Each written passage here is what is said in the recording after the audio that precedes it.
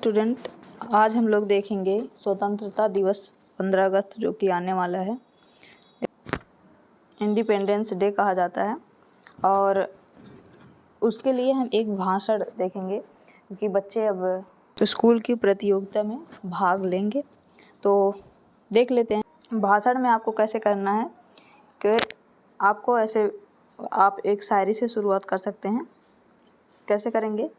ना पूछो जमाने से कि क्या मेरी कहानी है, ना पूछो जमाने से कि क्या मेरी कहानी है, हमारी पहचान तो बस इतनी है कि हम सब हिंदुस्तानी हैं। कुछ नशा तिरंगे की आन का है, कुछ नशा तिरंगे का आन का है, कुछ नशा मातृभूमि की शान का है। हम लहराएंगे हर जगह ये तिरंगा, हम लहराएंगे हर जगह ये तिरंगा, ये नशा भारत माता के सम्मान का है। शुरुआत आपको इस पंक्तियों से करना है। इसके बाद फिर आप लोग देखें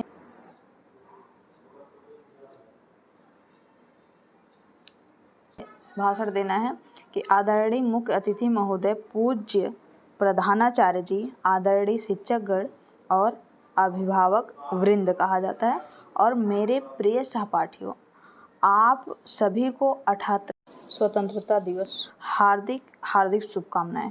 कुछ इस तरह आप लोग शुरू करेंगे। आज का दिन हमारे देश के इतिहास में सबसे स्वर्णिम और गौरवशाली दिन है, ठीक है। और आज ही के दिन 15 अगस्त 1947 को हमारा प्यारा देश भारत सदियों की गुलामी की बेड़ियों को तोड़कर एक स्वतंत्र और संप्रभु राष्ट्र के रूप में विश्व के मानचित्र पर उभरा था।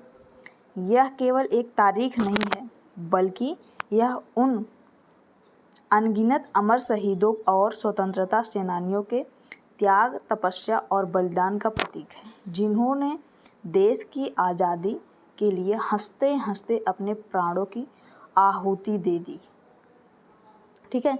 इसके बाद हम लोग आगे चलेंगे। तो आगे क्या है? आगे अगला फिर एक आप बोलेंगे शायरी। क्या है कि फांसी के फंदे को चूम लिया जिन्होंने देश के खातिर, उन वीरों के चरणों में शीश नवाते हैं हम। आज़ादी मिली है लहू बहाकर भारत माँ के सपूतों का, उन अमर बलिदानियों को सत सत नमन करते हैं हम। कुछ इस तरह से आप लोग को बोलना है। उसके बाद फिर आगे अगला अपनी पंक्तियाँ शुरू कर देना है कि स्वतंत्रता संग्राम और शहीदों का नमन, स्वतंत्रता संग्राम और शहीदों का नमन। तो इसमें शुरू करना है महात्मा गांधी, नेताजी सुभाष चंद्र बोस, शहीद ए आजम भगत सिंह, चंद्रशेखर आज़ाद, रानी लक्ष्मीबाई, सरदार वल्लभ भाई पटेल और अशफाक उल्लाह खान जैसे महान क्रांतिकारियों के संघर्षों का परिणाम है कि आज हम खुली हवा में सांस ले रहे हैं। आज़ादी की इस कीमत को हमें कभी नहीं भुलाना चाहिए। आप यहाँ पर जो ये नाम लिखा है ना, गांधी जी, नेताजी सुभाष चंद्र बोस, भगत सिंह, चंद्रशेखर आज़ाद, आप और भी नाम जोड़ सकते हैं यहाँ पे, ताकि थोड़ा और अट्रैक्टिव लगे। जैसे आप भीमराव साहब जी का नाम भी जोड़ सकते हैं, या फिर और हैं उनका भी नाम जोड़ सकते हैं। भगत सिंह के साथ भी काफ़ी सारे लोग हुए थे जो फांसी पर चढ़े थे। खुदीराम बोस का भी नाम जोड़ सकते हैं। काफ़ी सारे लोग हैं तो उनका नाम आप जोड़ सकते हैं। आगे फिर शुरू करेंगे। विद्यार्थियों के लिए संदेश एक विशेष है। CJP, आप लोग काकरोच जनता पार्टी के बारे में नहीं यहाँ बताया गया है। CJP मतलब कैरेक्टर, जस्टिस और पैट्रियोटिज्म, मतलब कि पैट्रियोटिज्म मतलब होता है देशभक्ति, ठीक है। तो इसमें क्या करना है, इसमें कुछ इस तरह की बातें ऐड करना है कि एक विद्यार्थी के रूप में आज हमारी जिम्मेदारी देश को प्रगति के पथ पर आगे ले जाने की है। इसके लिए हमें अपने जीवन में CJP का पालन करना चाहिए। CJP का पालन मतलब हम फिर से कह रहे हैं कि CJP मतलब काकरोच जनता पार्टी को छोड़ के आप लोग को C का मतलब कैरेक्टर, मतलब चरित्र और नैतिक मूल्य, J फॉर जस्टिस जस्टिस या ड्यूटी, जिसे न्याय या कर्तव्य परायणता भी कहा जाता है। और पी फॉर पैट्रियोटिज्म मतलब देशभक्ति जिसे कहा जाता है। एंड पैशन या जुनून भी कह सकते हैं। तो देशभक्ति तो भगत सिंह जी को तो जानते ही हो, ठीक है, उसी हिसाब से चलना है। तो CJP का पालन करना चाहिए। इसके बाद आप बोलेंगे तो जहाँ CJP का मतलब है, C का मतलब है कैरेक्टर, इट मीन्स योर, अगर हिंदी में बोले तो चरित्र। तो सच्चा नागरिक वही है जिसका चरित्र मजबूत हो। अनुशासन, ईमानदारी और बुजुर्गों व महिलाओं का सम्मान ही हमारे देश की असली ताकत है। कुछ इस तरह से इसको थोड़ा जोश वोश में बोलना है। फिर जैसे जस्टिस, जस्टिस का मतलब होता है न्याय। केवल अधिकारों की बात ना करें बल्कि अपने कर्तव्यों का पालन करें। स्वच्छता बनाए रखना, पर्यावरण की रक्षा करना और कानून का पालन करना हमारा धर्म है। और मेरा कोई धर्म नहीं है, नहीं हम हिंदू हैं, न मुस्लिम हैं, न सिख हैं, न ईसाई हैं, हमारा बस यही धर्म है, ठीक है। और कुछ आगे ऐसे पी का मतलब होगा, पी का मतलब होता है पैट्रियोटिज्म मतलब देशभक्ति।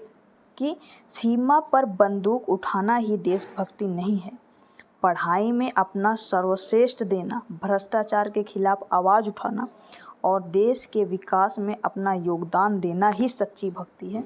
कुछ इस तरह की लाइनें आप लोग को ऐड करना होगा। फिर इसके आगे आगे बढ़ेंगे। फिर 2 पंक्तियाँ आप लोग बोलेंगे, क्या बोलेंगे कि ऐसे बोलेंगे, चलो फिर से आज वो नारा याद कर लें, शहीदों के दिल में थी जो ज्वाला याद कर लें, जिसमें बहकर आज़ादी पहुंची थी किनारे पर, देशभक्तों के खून की वो धारा याद कर लें। ये आपको पंक्तियां ऐड करना है जिससे थोड़ा शानदार लगे, ठीक है। और आगे फिर देख लेते हैं। फिर आपको वो लाइन कहना है, नए भारत के निर्माण में युवाओं का संकल्प क्या होना चाहिए।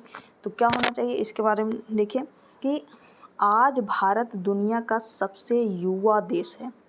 भारत क्योंकि सबसे ज़्यादा जनसंख्या वाला देश है, तो वही कहा जा रहा है। और आज का युवा विज्ञान, तकनीकी, खेल, शिक्षा और स्टार्टअप के क्षेत्र में पूरी दुनिया में भारत का डंका बजा रहा है। लेकिन इसके साथ ही हमें गरीबी, अशिक्षा, बेरोजगारी और सामाजिक असमानता जैसी चुनौतियों से भी लड़ना है। विद्यार्थी जीवन ही वह आधारशिला है जहाँ से देश का भविष्य गढ़ा जाता है। आइए आज इस पावन अवसर पर हम सब संकल्प लें कि हम एक जिम्मेदार, शिक्षित और चरित्रवान नागरिक बनेंगे और भारत को दुनिया का सर्वश्रेष्ठ राष्ट्र बनाएंगे।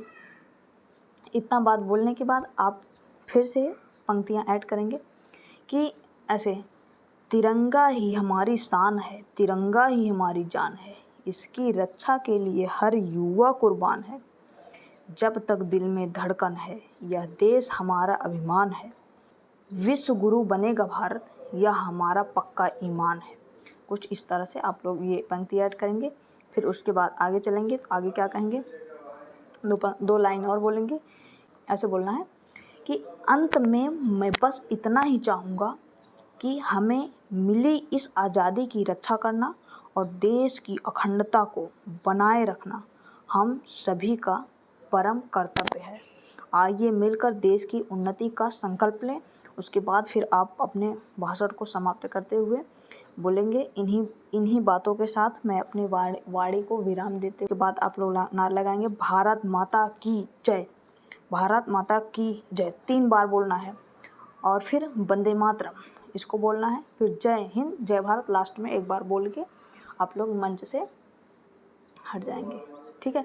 लेकिन थोड़ा सा जोश में अगर बोलेंगे ना, बहुत अच्छा कंटेंट हम आपको दे रहे हैं, इससे आप बहुत शानदार परफॉर्मेंस करेंगे, ठीक है। अगर हो सके तो ये लाइनें आप लोग लिख लीजिए आप अपनी कॉपी में और इसको याद कर लीजिएगा, ठीक है। ये सब वीडियो को पॉज कीजिएगा और आप इसको याद कर लीजिएगा, ठीक है। याद करके अपने स्कूल में ज़रूर पार्टिसिपेशन ज़रूर कीजिएगा। कहीं भी रहिए, अपनी इन बुलंद आवाज़ को लोगों के कान तक पहुंचाइएगा ज़रूर। जय हिंद, जय भारत।